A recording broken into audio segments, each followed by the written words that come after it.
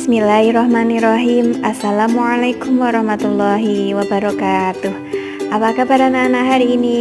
Semoga anak-anak semua dalam keadaan sehat, amin. Nah, pada pertemuan kali ini kita masih belajar pada tema 1 ya, indahnya kebersamaan. Kali ini kita masuk ke subtema 2. Subtema 2 yaitu kebersamaan dalam keberagaman.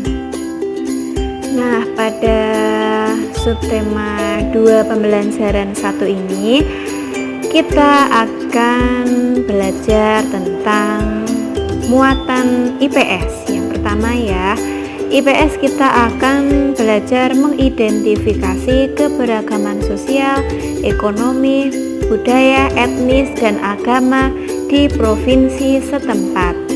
Kemudian kita akan belajar bahasa Indonesia, yaitu mencermati gagasan pokok dan gagasan pendukung yang diperoleh dari teks lisan, tulis, atau visual. Kemudian selanjutnya kita akan belajar IPA, yaitu menerapkan sifat-sifat bunyi dan keterkaitannya dengan indera. Nah, nanti kita IPA-nya akan belajar indera pendengar, yaitu tentang telinga. Disimak baik-baik ya videonya. Nah, pada materi IPS ini kita akan mengidentifikasi keragaman sosial, ekonomi, budaya, etnis, dan agama. Kita masuk yang keberagaman agama terlebih dahulu. Sebelumnya anak-anak sudah banyak belajar ya tentang indahnya keberagaman budaya Indonesia. Nah, sekarang kita akan belajar tentang menjalin kebersamaan dalam keberagaman agama. Nah, anak-anak di antara kalian ada nggak yang selain beragama Islam? Kalau kita di sekolah, kita masuk sekolah, semua teman kita beragama Islam ya. Tapi anak-anak pernah tidak bermain di luar, misalnya pergi ke rumah saudara atau bermain ke teman orang tuanya. Nah, anak-anak pernah tidak menemui teman yang berbeda agama, misalnya agama Kristen, misalnya agama Katolik, Hindu, Buddha, dan lain sebagainya. Nah, kalau anak-anak pernah menemui, bagaimana sikap kalian kepada teman-teman yang berbeda agama? Sikap kita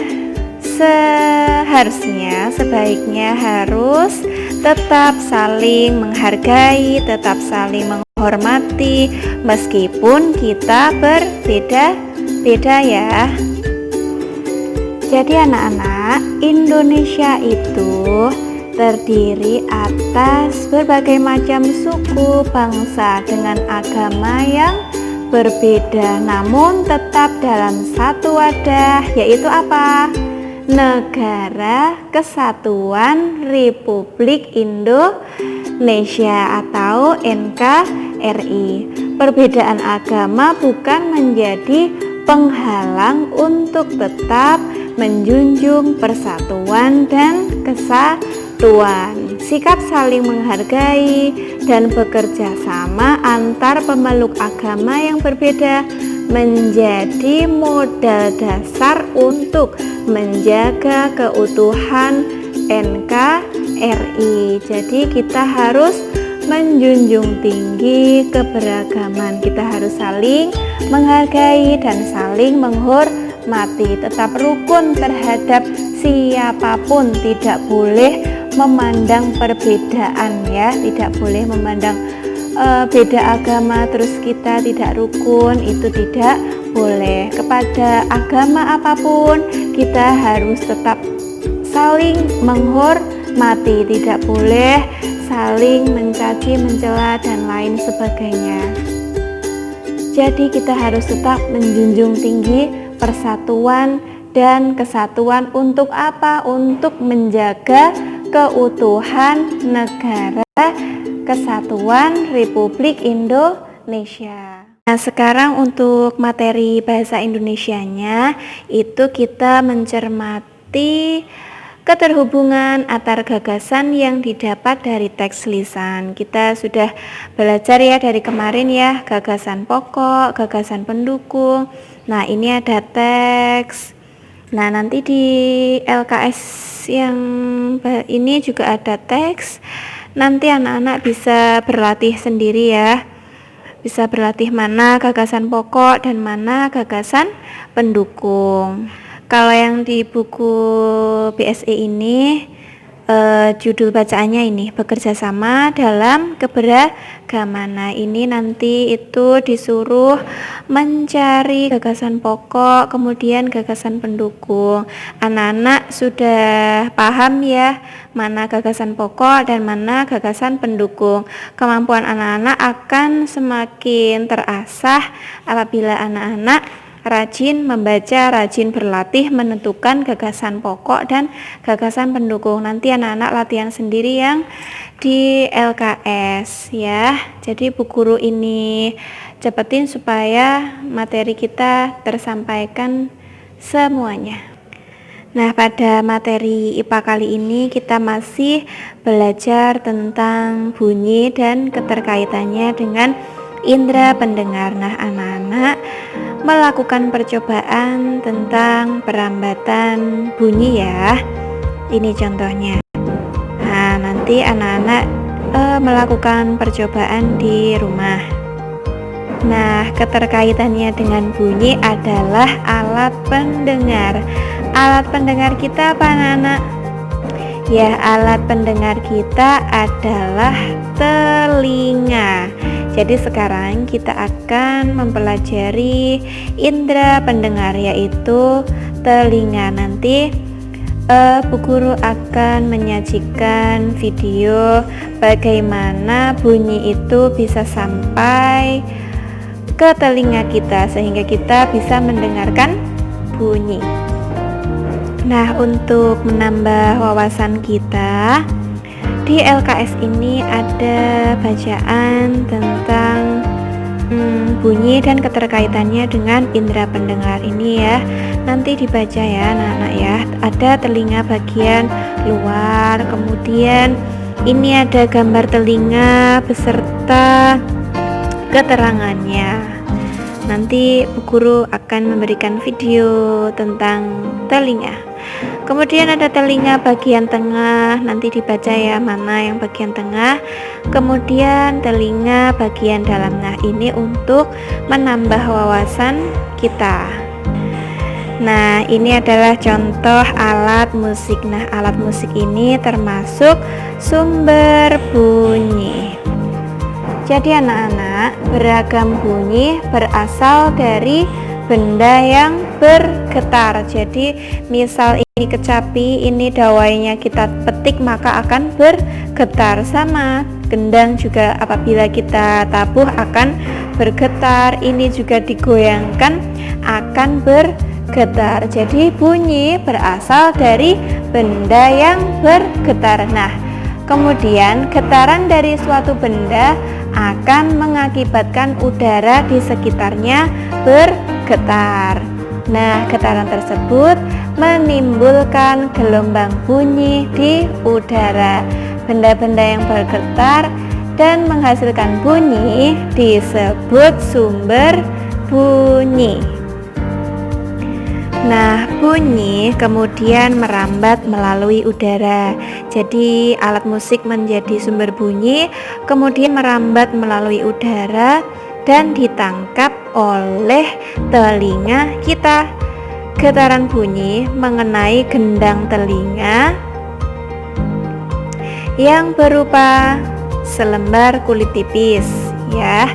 Getaran dari gendang telinga menjadi lebih besar di telinga bagian tengah dan diubah menjadi pesan atau sinyal listrik di telinga bagian dalam. Sinyal tersebut kemudian diteruskan oleh saraf pendengaran menuju otak kita yang kemudian menerjemahkan jenis dari bunyi tersebut. Jadi kita jadi tahu nih, oh ini bunyi angklung, oh ini bunyi kendang, ini bunyi saluang, dan lain sebagainya. Bagaimana kita menerima bunyi tersebut? Bunyi diterima oleh telinga luar yang terdiri dari daun telinga dan saluran pendengaran. Bunyi masuk melalui lubang telinga ke telinga tengah. Bunyi diterima oleh kendang telinga, sebuah membran yang fleksibel yang mulai bergetar ketika gelombang suara menghantamnya. Gelombang suara disalurkan oleh gerakan kendang telinga ke telinga tengah. Di telinga tengah terdapat 3 tulang kecil, yaitu tulang martil, tulang landasan, dan tulang sanggurdi. Secara bersamaan mereka dikenal sebagai rantai osikular. Mereka membentuk jembatan antara kendang telinga dengan pintu masuk telinga dalam. Interaksi di antaranya meningkat dan semakin memperkuat getaran suara. Sebelum getaran ini disampaikan secara seutuhnya ke telinga dalam melalui jendela oval. Di telinga dalam terdapat koklea berbentuk seperti rumah siput. Di dalamnya terdapat beberapa bagian membran yang berisi cairan. Ketika gelombang suara menggerakkan jendela oval, cairan mulai bergerak dan menggerakkan sel-sel rambut halus. Sel-sel rambut halus kemudian mengubah getaran-getaran menjadi impuls elektrik yang dikirim oleh saraf auditori dan menuju ke otak. Apa yang kita sebut dengan bunyi sebenarnya hanya gelombang suara yang ditransmisikan melalui udara. Anak-anak, kita harus bersyukur kepada Tuhan Yang Maha Esa dengan dianugerahkannya indera telinga. Kemudian bagaimana kita cara mensyukurinya? Yaitu dengan cara merawat telinga kita. Jadi telinga kita dirawat. Kemudian menggunakan telinga kita secara benar. Nah, itu termasuk wujud rasa syukur kita kepada Tuhan Yang Maha Esa. Sekian dulu materi pada pertemuan kali ini. Semoga apa yang kita pelajari dapat diterima dengan baik, dengan mudah, dan apa yang kita pelajari bisa bermanfaat. Amin. Anak-anak di rumah tetap jaga kebersihan, jaga kesehatan ya. Kemudian jangan lupa tetap dijaga sholat 5 waktunya, ditambah sholat sunnahnya, sholat duha maupun sholat tahajud. Kemudian anak-anak di rumah kalau ada TPQ, anak-anak ngaji ya di TPQ supaya walaupun di rumah kita tetap bisa mengaji, karena mengaji tidak hanya di sekolah, kita di rumah juga harus tetap mengaji. Dan yang selalu diingat adalah tetap berbakti kepada kedua orang tua. Sekian dulu dari kami. Tentunya kami banyak kekurangan dalam menyampaikan materi. Kami memohon maaf yang sebesar-besarnya. Sekian, wassalamualaikum warahmatullahi wabarakatuh.